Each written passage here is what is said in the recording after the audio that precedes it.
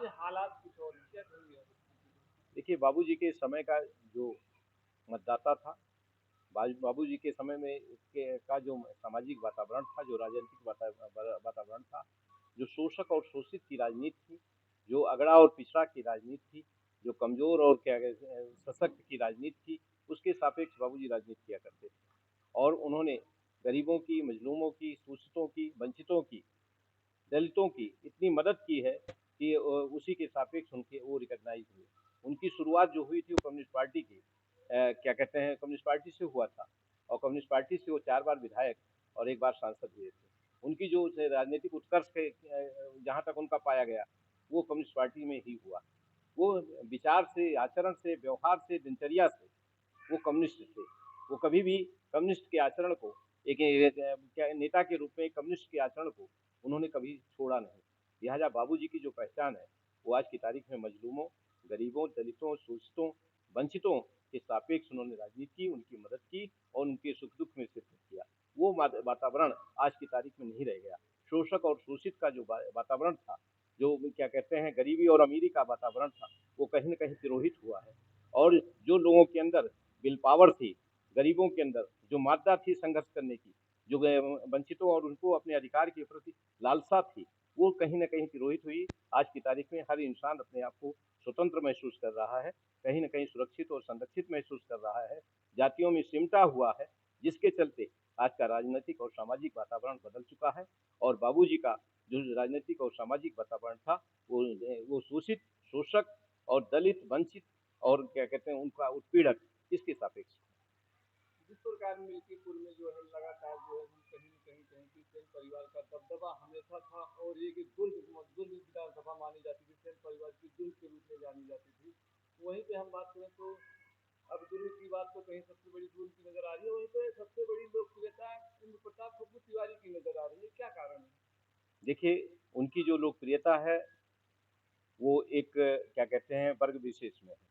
बाकी वर्गों में उनकी लोकप्रियता के सापेक्ष बहुत कुछ नहीं कहा जा सकता। तो एक मैंने कहा ना, आज का वोटर्स जातियों में बट करके रह गया, पार्टी के निशान के सापेक्ष बट करके रह गया। जहां तक बाबूजी के दुर्ग का सवाल है, बाबूजी का दुर्ग ये है, पैदावार हमेशा बना रहेगा। उनके चाहने वालों में कभी कमी नहीं होगी। उनके प्रति जो श्रद्धा है, उन्होंने जो काम किया है, वो लोगों के क्या कहते हैं बॉडी में रक्त की तरह संचरित हो रहा है।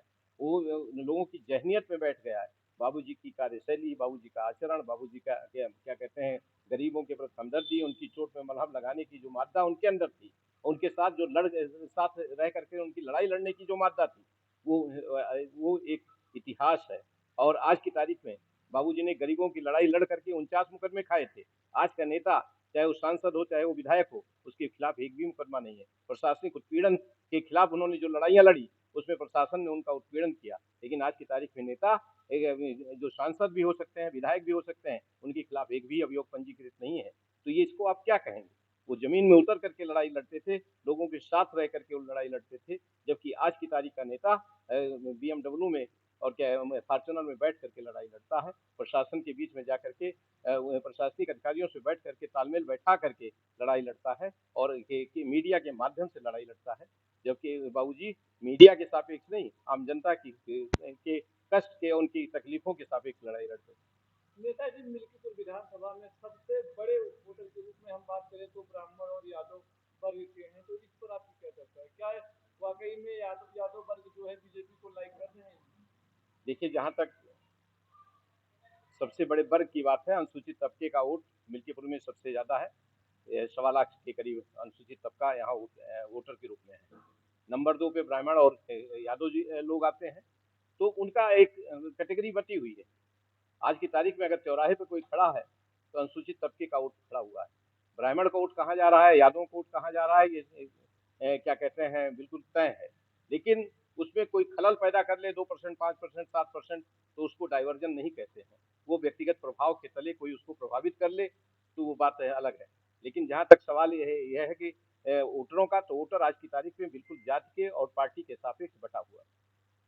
बाबूजी के शिष्य माने जाने वाले पीताम्बर सिंह कहते हैं हम बाबूजी के शिष्य हैं, उन्होंने हमारे बाबूजी की राजनीति में खंडन पैदा किया, और वहीं पे लगातार जो है बीजेपी के साथ जनसंपर्क कर रहे हैं और बगौती तेवर की बात कर रहे हैं। देखिए, पीताम्बर सेन कितने बड़े नेता हैं, बाबूजी के साथ वो कब थे, मेरे संज्ञान में नहीं।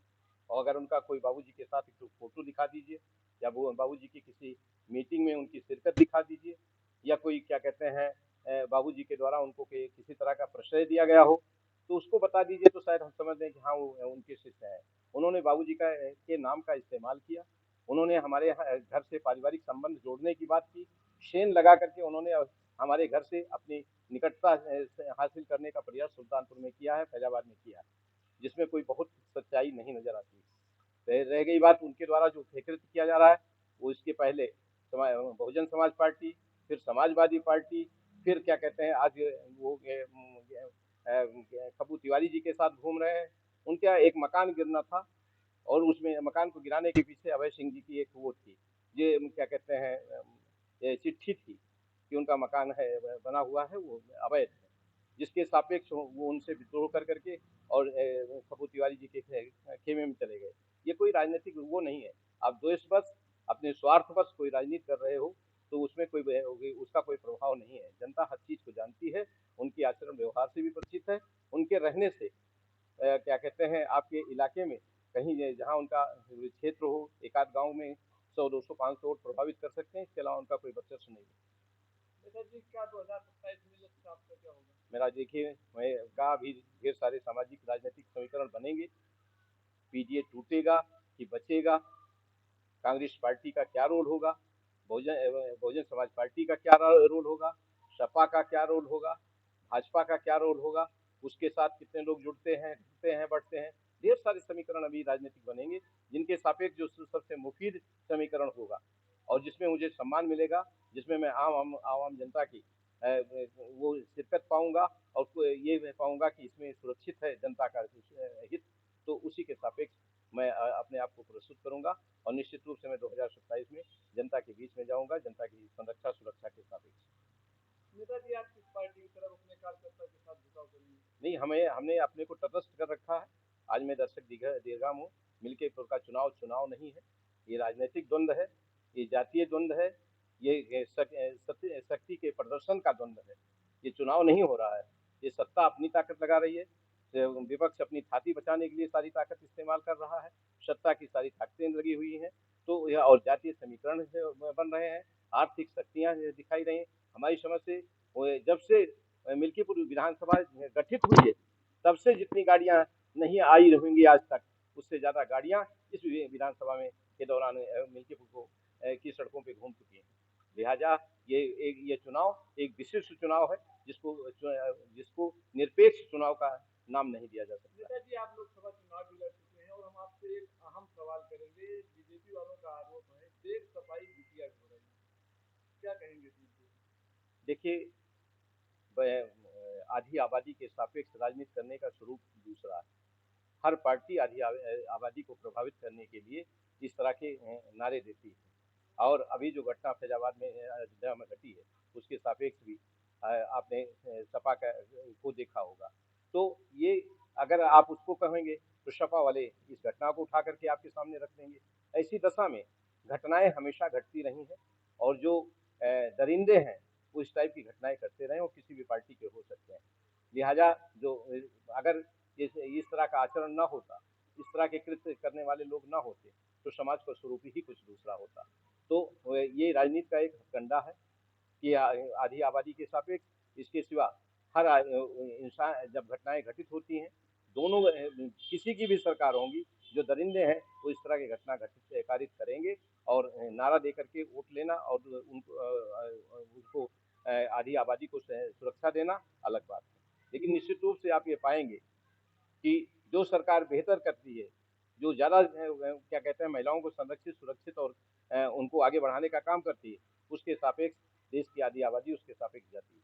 नेताजी आज का ही एक वीडियो वायरल हो रहा है, क्योंकि सांसद अवधेश प्रसाद जी रो रहे हैं, उसमें इस्तीफे की बात कर रहे हैं, क्या कहना चाहिए? देखिए, ये भी एक राजनीतिक स्वरूप है, मार्मिक और क्या कहते हैं दर्दनाक घटना है। जितनी संवेदनशील घटना है, उसके सापेक्ष उन्होंने जो इसके पहले भी जो घटना क्या कहते हैं आपके भदरसा में हुई थी, तो एक मंत्री जी आकर के रोए थे, उसी का स्वरूप है ये, उसी का दूसरा स्वरूप है। आज भी कोई रो रहा है, इसके पहले कितनी घटनाओं में अनुसूचित जाति की घटनाएं घटी होंगी, कितनी घटनाओं में रोए हैं। तो ये एक तात्कालिक तौर पे